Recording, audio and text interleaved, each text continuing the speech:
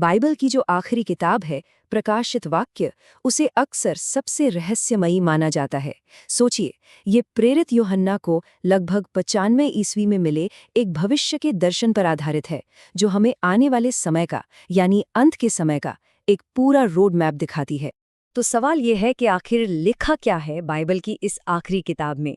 चलिए साथ में इस रहस्य को परत दर परत खोलते हैं और देखते हैं कि इसके अंदर से क्या निकलता है। तो देखिए, कहानी की शुरुआत होती है एक बहुत ही अद्भुत, एक दिव्य दर्शन के साथ। ये दर्शन यूहन्ना को तब मिलता है जब वो पतमूस द्वीप पर अकेले निर्वासन में थे। तो यूहन्ना को दिखता क्या है? उन्हें प्रभु यीशु मसीह का एक बहुत ही महिमामय और शक्तिशाली रूप दिखता है। उनकी आंखें आग की ज्वाला जैसी, उनकी आवाज जैसे बहुत सारी लहरें एक साथ गरज रही हों, और उनके हाथ में 7 सितारे। ये सब उनकी जबरदस्त शक्ति और अधिकार को दिखाते हैं। इस दर्शन के बाद मसीह एशिया की 7 कलीसियाओं को, मतलब 7 चर्चेस को, एक एक करके खास संदेश देते हैं। हर किसी की अपनी अलग चुनौती थी। जैसे इफिसस ने अपना पहला प्यार ही खो दिया था, तो वहीं लौदीकिया विश्वास में गुनगुनी हो गई थी, मतलब न इधर की न उधर की। ये एक तरह से उन सभी का एक स्पिरिचुअल रिपोर्ट कार्ड था।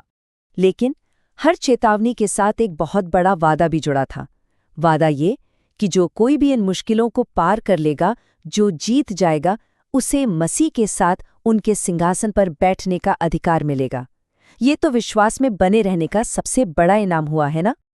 और अब हम किताब के उस हिस्से में आ रहे हैं जहां से महान क्लेश का दौर शुरू होता है। ये एक ऐसा समय है जब पृथ्वी पर एक बहुत ही भयंकर न्याय आने वाला है। लेकिन न्याय शुरू होने से ठीक पहले एक बहुत ही जरूरी प्रतीक सामने आता है, मेमना, यानी द लैम्ब। प्रकाशित वाक्य में मेमना यीशु मसीह को दर्शाता है, और सिर्फ वही है जो न्याय की उस किताब को खोलने के योग्य पाए जाते हैं। और जैसे ही मेमना एक एक करके वो 7 मोहरें खोलता है, पृथ्वी पर मुसीबतों का एक भयानक सिलसिला शुरू हो जाता है। पहली 4 मोहरें 4 घुड़सवारों को लाती हैं, जो जीत, युद्ध, अकाल और मृत्यु का प्रतीक हैं। इसके बाद शहीदों की पुकार सुनाई देती है, एक जबरदस्त भूकंप आता है, और जब 7वीं मोहर खुलती है तो स्वर्ग में एक अजीब सा सन्नाटा छा जाता है। मोहरों के बाद अब बारी आती है 7 तुरहियों की। 7 स्वर्गदूत 7 तुरहियां बजाते हैं, और न्याय का जो स्तर है वो और भी ज्यादा भयानक हो जाता है। पृथ्वी पर आग और खून की बारिश होती है। समुद्र का 1/3 हिस्सा तबाह हो जाता है, पीने का पानी जहरीला हो जाता है, और एक राक्षसी टिड्डियों का दल लोगों को असहनीय दर्द देता है। ये पृथ्वी पर परमेश्वर के क्रोध का अगला लेवल था। और फिर आता है न्याय का आखिरी और सबसे विनाशकारी दौर, परमेश्वर के क्रोध के 7 कटोरे। समुद्र और नदियां सब खून में बदल जाते हैं, लोगों के शरीर पर दर्दनाक फोड़े निकल आते हैं, और अंत में होता है हरमगिदोन का महायुद्ध और इतिहास का सबसे बड़ा भूकंप। ये परमेश्वर के क्रोध का अंतिम प्रदर्शन है।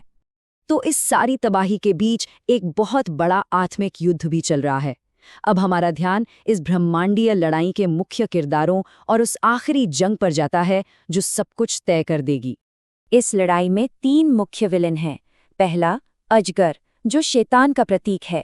दूसरा, समुद्र से निकला हुआ पशु, जिसे मसीह विरोधी यानी एंटी क्राइस्ट कहा जाता है। और तीसरा, पृथ्वी से निकला हुआ पशु, जो झूठा भविष्यवक्ता है। ये तीनों मिलकर पूरी दुनिया को धोखा देने की कोशिश करते हैं। और यहीं पर उस कुख्यात संख्या का जिक्र आता है जिस पर सदियों से बहस होती रही है, 666। तो आखिर इस नंबर का मतलब क्या है? देखिए, प्रकाशित वाक्य के हिसाब से ये उस पशु यानी मसीह विरोधी का प्रतीक है। ये एक ऐसा निशान है जिससे उसके मानने वालों की पहचान की जाएगी, और जिसके बिना कोई भी कुछ भी खरीद बेच नहीं पाएगा। इस आखिरी जंग से पहले बाबुल का पतन होता है। यहाँ बाबुल का मतलब किसी शहर से नहीं, बल्कि एक भ्रष्ट और पापी दुनिया के सिस्टम से है। जब वो सिस्टम तबाह होता है तो स्वर्ग में जश्न मनाया जाता है, लेकिन पृथ्वी पर उसके समर्थक शोक मनाते हैं। विनाश और न्याय के इतने भयानक दौर के बाद कहानी एक बहुत बड़े बदलाव की तरफ बढ़ती है। अब ध्यान संकल्प और आशा पर है, एक नई दुनिया के वादे पर।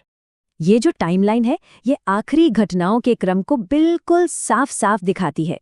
सबसे पहले मसीह की शानदार जीत होती है, और बुराई के प्रतीक पशु और झूठे भविष्यवक्ता को हमेशा के लिए आग की झील में डाल दिया जाता है। फिर शैतान को 1000 साल के लिए बांध दिया जाता है और पृथ्वी पर शांति का एक नया युग शुरू होता है। इसके बाद अंतिम न्याय होता है और आखिर में एक पूरी तरह से नई और सिद्ध सृष्टि, एक नया आकाश और एक नई पृथ्वी बनाई जाती है। और इस नई सृष्टि का केंद्र है नया यरूशलेम, एक स्वर्गीय शहर जो स्वर्ग से उतरता है।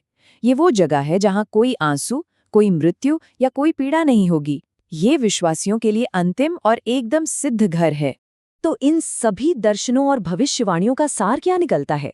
संदेश बिल्कुल साफ है। अंत में परमेश्वर की ही जीत होगी। बुराई का अंत होना तय है।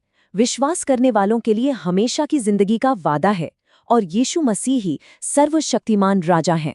प्रकाशित वाक्य की किताब यीशु के अपने ही शब्दों के साथ समाप्त होती है। एक ऐसा वादा जो युगों से गूंज रहा है। देख, मैं शीघ्र आने वाला हूँ। यह एक चेतावनी भी है और एक ऐसी उम्मीद भी जिसका कोई अंत नहीं।